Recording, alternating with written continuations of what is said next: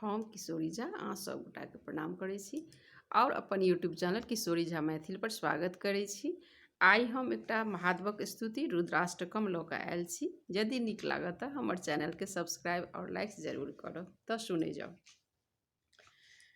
नमामि समीशान निर्वाण रूपम विभुं व्यापकं ब्रह्म वेदस्वरूपं निजं निर्गुणं निर्विकल्पं निरीहं चिदाकाशमाकाशवासं भजेऽहं निराकारमंकार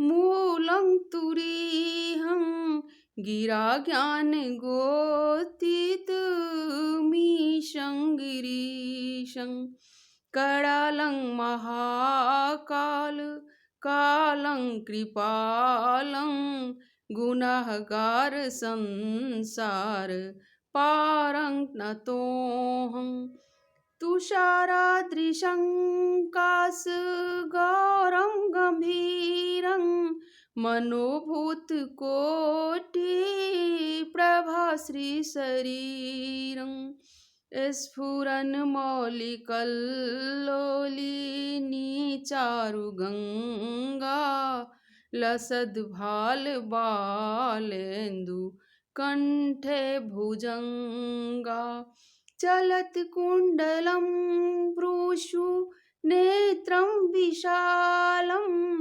प्रसन्नाननं नीलकण्ठं दयालुं मृगाधीशचर्मां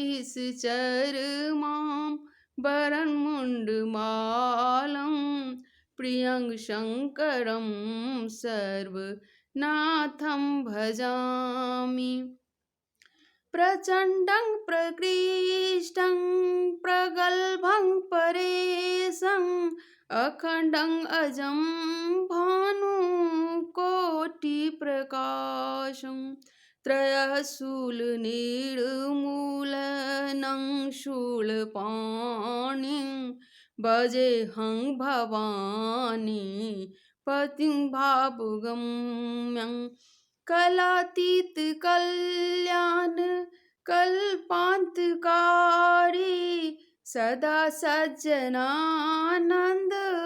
दाता पुरारी चिदानंद संदोह मोहापहारी प्रसीदप प्रभो मन्मथारी न यावद् उमानाथ पादारविन्दं भजन्ति लोके परे वा नारायणं न तावत् सुखं शान्ति सन्तापनाशं प्रसीदप प्रभो सर्वभूतादिवासम् न जानामि योगं जपं नैव पूजा न तोऽहं सदा सर्वदा सम्भूतोऽभ्यं जरा जन्म दुःखोद् तातप्यमानं प्रभो पाहि यापं नमामि सशम्भो रुद्राष्टकमिदं प्रोक्तं विप्रेण हरतोषये ये पठित नरा भक्त्या तेषां शम्भु प्रसीदते। ओम नमः शिवाय, ओम नमः शिवाय, ओम नमः शिवाय। धन्यवाद।